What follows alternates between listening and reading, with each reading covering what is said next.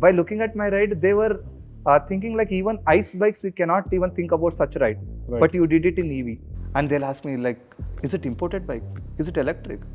No, it's a pride of India. Yeah, so how was that journey from Nepal to the China border? He just took a 200 meters ride. Immediately, he gave approval, saying that yours is the first EV to get permit to Nathula Pass. When I'm downwards, I save so much battery. I reached up to 11 watt hours per kilometer. It's the lowest Wow. I reached. Okay. He has not seen any electric bike riding in Gangtok or Sikkim state at all. And what temperatures would you have been riding at? It's everything is minus temperature. Still, I managed to go there, and the commander, I met commander. He was so excited with my bike. All army people gathered, and they were so curious to know about the bike. It was a wonderful experience with army personnel and commander. They were very keen to know about the features, and they were very happy to know that it's an Indian bike. Hi, and welcome to our latest edition of F77 Pilot Talks. Today, we're joined with our latest Sky Captain, Harish, who's done something incredible. In just about 1 year of owning the F77, he's completed 65,000 kilometers on road, and he's got a lot of adventures to talk about. Glad you could join us today, and maybe we'll get started with understanding what got you interested in the F77. The main reason I bought it, I always wanted to buy some unique sports bike, and this is unique in all ways. And also, just before buying this sports bike, I was into bicycling. So I really wanted sustainable mobility, sports bike. This is a combination of both. Okay. And was this your first motorcycle? Earlier than this, I had Pulsar 200 NS. Okay. Still now I have it. That's first sports bike. This is second one. So you've always been into sports motorcycles. Yes, yes. And so how did you come to know of Ultraviolette to begin with? I was passively keep searching for sports bikes. I was liking everything, but I was not willing to buy it. When I saw this, I loved it. And I saw your presentation on launch event to 2022 November 24th. I decided for it. And this was, did you watch Battery Day as well? Yeah. From the launch event, I did not miss any event from Ultraviolette. Awesome. Yeah. All right. So another thing that you just mentioned some time back, you had booked the Gen 1, but then you got the Mark II compatible features.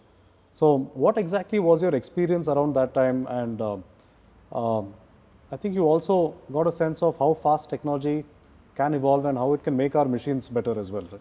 Yes. I still remember the day, March 2nd, 2024, when I came to book the bike. Then there was no clue that Mac 2 is going to launch. So I booked the Gen 1. But April last week, Mac 2 launched with a backward compatibility feature. I was so excited, and mine is the first Mac 2 upgraded bike. So we hear from a lot of our owners that you get a lot of attention on the roads on the F77. How has your experience been? Yeah. Whenever I'm on highways and whenever I'm in signal, the people keep looking at it. And they'll ask me like, is it imported bike? Is it electric? No, it's a pride of India. It's a Right. Indian brand made for the world and completely electric. Right. So you're saying people don't immediately recognize that it is completely electric then? Yes. So do you still remember what were the features that came into Mark II? Yeah, mainly region, 3 levels to 9 levels in Mac 2, and traction control is included. Right. Yeah, and talking about traction control, we're going to get to this in a bit, but maybe you can give a glimpse of the kinds of terrain that you have ridden and used the traction control features in. I have ridden a lot of off-roading. Traction control helps a lot. And I have ridden in icy patches as well. There. So whenever I get a challenging terrain, traction control helps me, along Right. with park assist. Yeah. So you've ridden, you mentioned ice. What else? Rain, I'm guessing, was part of a lot Yes, of your rain rides. is always. From the time I took the bike delivery, always I have ridden in heavy rainfalls. And what sort of off-roading scenarios have you been part of? In Bangalore, couple of hills off-roading I did. Okay. And most importantly, entire Sahyadri mountain ranges, 1,000 kilometers I have ridden off-roading. Wow. And Goa off-road. And most challenging is 2,000 kilometers off-roading in Nepal. Right, so talking about Nepal, that's what I'm coming to next. Maybe you can talk about it. What was Mission 10K? So until then, I had already covered multiple states in India.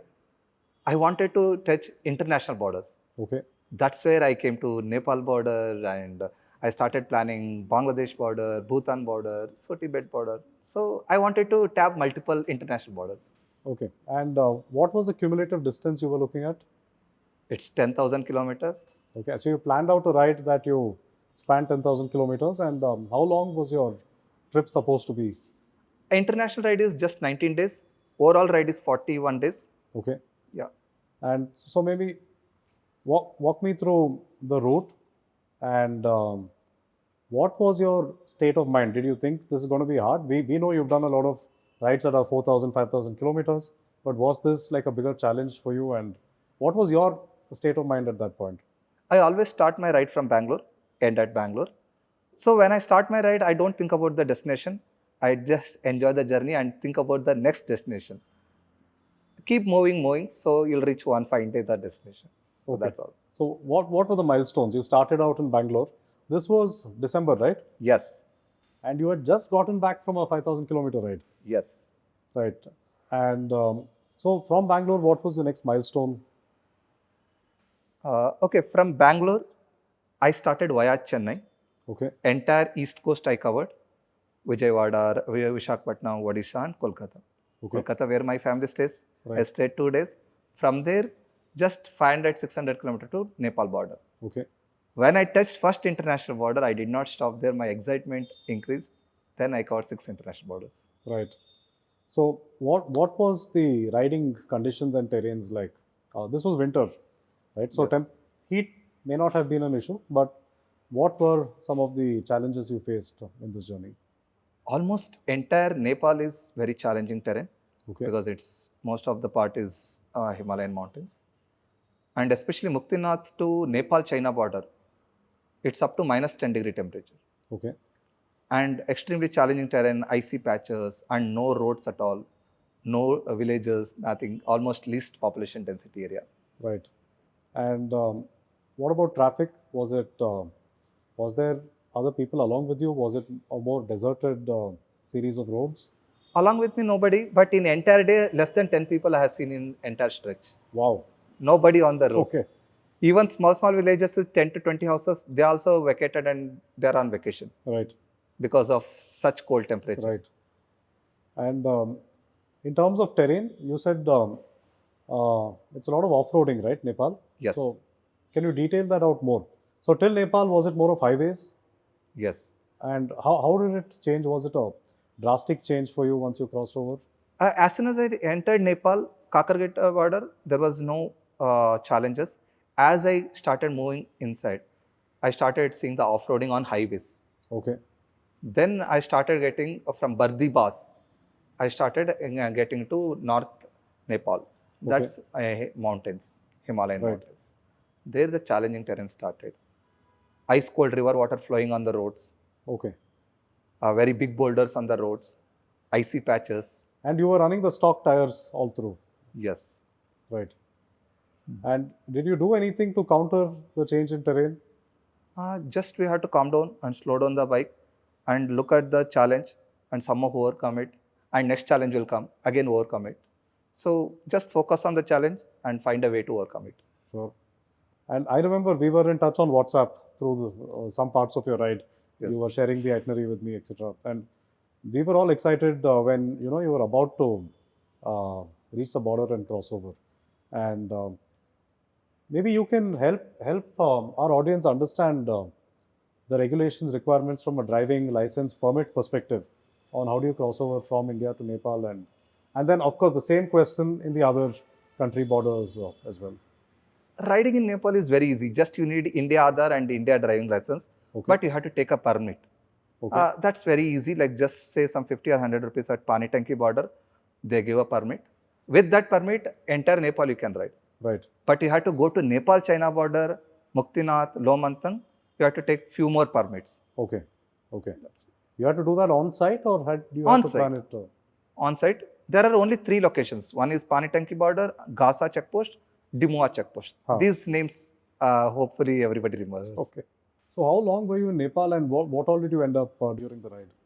I was in Nepal for 14 days, Okay. covered 2,000 kilometers. And Kathmandu space station people helped me a lot, planning my ride. Were you based out of there while you were moving around in Nepal? 2 days I was in Kathmandu. I visited Kathmandu space station as well, Right, where Durgesh, he helped me with the route for Nepal-China border. right. And yeah, so how was that journey from Nepal to the China border? He gave a caution, sir, you'll see lot of surprises, be prepared for it.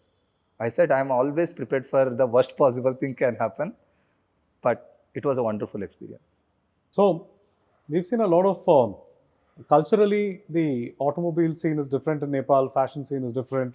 Did you notice a lot of that? What were some of the reactions? EVs are higher count in Nepal, but when they are seeing ultraviolet F-sun, the excitement, attention is much higher than Indian people there. They are very much attracted toward the bike and they were showing so much attention and they were asking so many questions about the bike. It was such a wonderful experience interacting with them.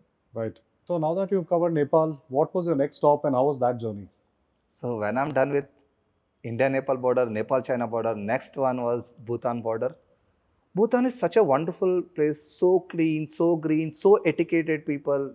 I enjoyed riding on mountains in Bhutan a lot. Okay. The kind of traffic etiquette what they follow, they don't even need a traffic police or signals to follow the traffic etiquettes. Right. Such a wonderful place. And how was the terrain different from Nepal? It's extremely inclined because as soon as you entered, you'll get a Himalayan mountains. No flat roads at all in Bhutan. And I guess you used a lot of regen during that part of the ride. Yes. When I'm downwards, I save so much battery. I reached up to 11 watt hours per kilometer. It's the lowest Wow. I reached. Okay. And yeah, so were you in Bhutan for some time or what was your next milestone from there? In Bhutan, I had ridden just one day. Next, I went to India-Tibet border. Okay. There, when I got to know that Nathula border, so far no EV got approved. And why so? Because there are no charging facility at all in Nathula border and inclination is up to 14,000 feet height. Okay. So that's where Deputy Director of Permit Cell was not at all giving permit to my EV. But when I explained about bike, he asked me, can I ride? Yeah, please. He just took a 200 meters ride. Immediately, he gave approval, saying that yours is the first EV to get permit to Nathula Pass. Wow, that's incredible. So, so you're saying it was more of a mindset and confidence that you were able to, you know, recalibrate with him riding the bike. Yes. And was it as simple as that? Did he have any more questions? No. First of all, he got impressed with the bike. He has seen my rides. Then he asked himself, and the way how he is riding, I can make out that he is a proper rider. Okay. Then he got to know how powerful the bike is. And even I explained about the 300-kilometer range. So that Nathula border is hardly 40 to 50 kilometer. When I told him that we can use regen downwards, then immediately he gave permit. And was this the first electric vehicle that he's riding as well? Yes. He has not seen any electric bike riding in Gangtok or Sikkim state at all. Then I told him, sir, Sikkim is called a green state of India. Why not you give permit to this EV, which is a advanced tech, high performance Indian EV. Right. He was so excited to give permit. So you mentioned that his concern was the lack of charging availability, right? So what was your journey like after Nathula Pass? From Gangtok to Nathula, it's just 60 kilometers, but it's completely inclined upwards, 14,000 feet height. Wow. Okay. Yeah. But while coming down, I saved 5% of battery using the regen. You recovered 5%? Yes. Okay. And how long did that journey take? And which part of the day were you riding in? They give a permit only from morning 6 to 10 because such a beautiful place, we spend more time in taking pics. Okay. All frozen lakes, Himalayan mountains, snow on the route. Right. So it's a wonderful experience. We spend more time for taking pics than riding. And what temperatures would you have been riding at? It's everything is minus temperature. Okay. -3, -4, -5. Right. Yeah. And was this the coldest you rode in? Coldest was in Nepal-China border, which is -10 degree. Okay. So what next after Nathula? It was already 16th of Jan when I was in Nathula border. I really wanted to get back to Kolkata. But I found on the way there is one more international border, which is Bangladesh border. Right. So I went there, but there was some issue between the country. Still, I managed to go there and the commander, I met commander. He was so excited with my bike. All army people gathered and they were so curious to know about the bike. It was a wonderful experience with army personnel and commander. They were very keen to know about the features, and they were very happy to know that it's an Indian bike. Right. Yeah. And from there, you made your way back to Bangalore, is it? From there, I went to Kolkata. Okay. I spent some time in Kolkata. From there, back to Bangalore. So about 40 odd days, and you've covered by now about 10,000 kilometers. 10,000 kilometers. Right. So what are a couple of your favorite moments or the highlight moments from this whole journey? Being the first EV rider to get permit to Nathula, Okay. and riding EV bike in minus 10 degree temperature at extremely challenging terrain in Nepal China border. How long was that part of the ride? That's 14 days, 2,000 kilometers in entire Nepal, from December 30th to January 12th, 14 days. So I was going to ask you what was the most challenging part of your ride, and it's probably the same aspect, right? Yes. Any falls, any issues you had on the way? There are 3 falls in Nepal. Okay. During one fall, actually, RH panel broke. Okay. I was, okay, it broke, let me go that way. There are few people, they helped me. Hey, your panels is broke. They did a temporary fix. Okay. With that temporary fix, until I came back to Kathmandu, I had ridden. Okay. In such extremely challenging terrain. Cool. Yeah. And any other challenges across this whole experience? More than challenges, I was enjoying the terrain because we don't get more often to ride in such kind of challenging terrain. I was enjoying it. And so you finally made your way back to Bangalore, and was it a special moment? Did you come straight to the hangar when you got to Bangalore? No, there is a Riders Army biking club.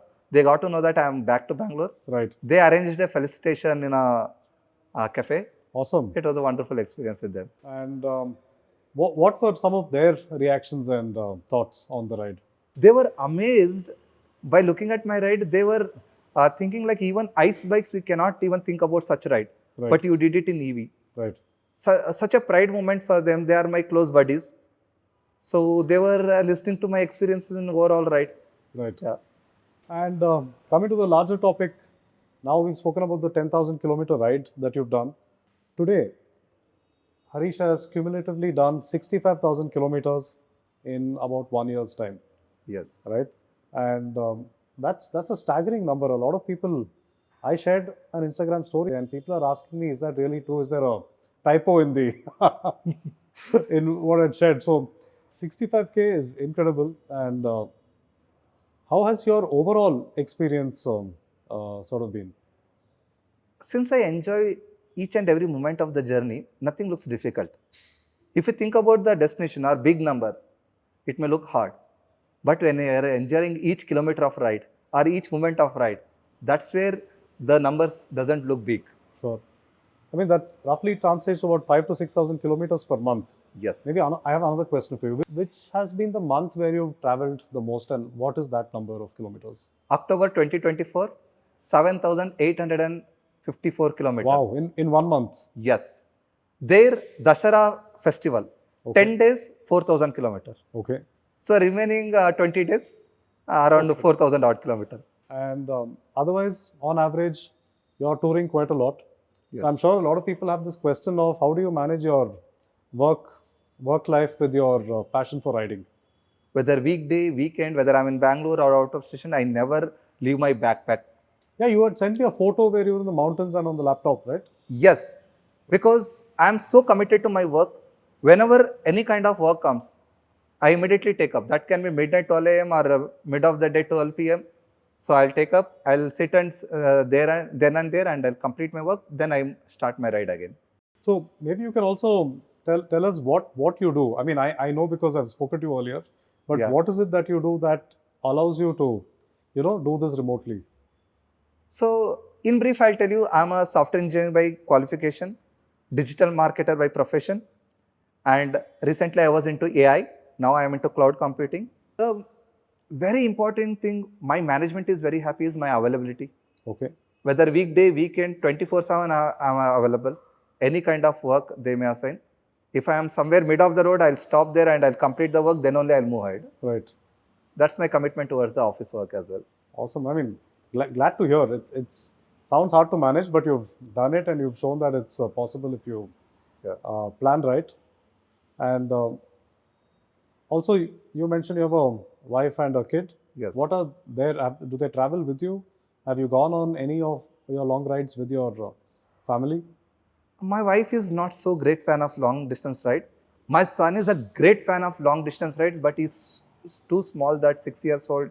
I cannot take him for Right. such long distance ride. But gradually, when he grows up, he is my buddy. He's a future F-77 pilot. Right. Awesome. 65,000 kilometers in the first year. Uh, What is your plan for year two? That's the beauty. I never plan anything. I go with the flow. Because most of the time when you plan, it may not work. Sure. And I am such a kind of person, I never feel sad, I never feel happy. I just accept the moment, I proceed further. Right. Any long rides planned in the near future? Yeah, bigger, better, but I'm not destination oriented person. I go with the flow. Awesome. And any inputs to all other motorcyclists out there on general touring, need not be electric, but in general, what would you say to folks that love long distance riding? Just start enjoying the journey, you'll get the beauty of travel. If you focus on the destination, you may get struggle at the journey. When you start enjoying the journey, then destination will be more beautiful than what it should be. I mean, that's true, right? Most often it's the experience of riding that is more enriching than going to location A or B. Yes. All right, that's Harish. 65,000 kilometers in 1 year's time. It's been an incredibly encouraging, inspiring story for all of. Actually, there is one thing to mention here. Sure. From past 365 days, every day 100% charging has been done with boost charger. Never use standard charger. When I'm in long distance ride, twice or thrice 100% charging done. Still, battery is at excellent condition. Right. That's the beauty. Like 65,000 kilometer with so many charging cycles, still the battery And at so many fast charging cycles. so many fast charging cycles, still at excellent condition. Right. No, that's great to hear. And I think you're aware of how we extended our warranty program as well, right? Yes. We had vehicles that had covered longer distances, about 1 lakh kilometers. And that's when we took it back to ARA for the range recertification. Yes. And yeah, that's kind of what we're hearing from you as well. So, That's incredible experience. cool. With so many charging cycles, still battery at excellent condition. Awesome. Yeah, so this is a big shout out to, I think, our whole engineering team, what Harish is talking about, and the engineering and R&D that's gone into our batteries. And so 65,000 kilometers. Maybe tell us how your service experience has been. I'm thankful to each and every service team member, in which I could name Nivin, Kadrish, Manoj. They explained so well that once the bike is given for servicing, I'm sure that it'll come back as a brand new bike again. Now you've known Ultraviolette for a while. What do you expect in the future? My most favorite design is camouflage. If something similar comes, I'll be very happy to get it upgraded. And along with that, smart helmet, smart gloves, smart shoes. So anything smart. Cool. Because any apparel with UV is not just apparel, it's a tech-enabled apparel. So I'm very much into tech. So if we were to talk about cost of ownership, how has that aspect been for you? Actually, from past 1 year, I saved close to 2,000 liters of fuel, which is equivalent to 2 lakh rupees. I recovered already half of the cost of the bike. So what do you plan to do with the 2 lakh? Yeah, ride more and explore more places. Yeah, it looks like we've got our hands full now. Yeah, so thanks Harish. Good catching up with you.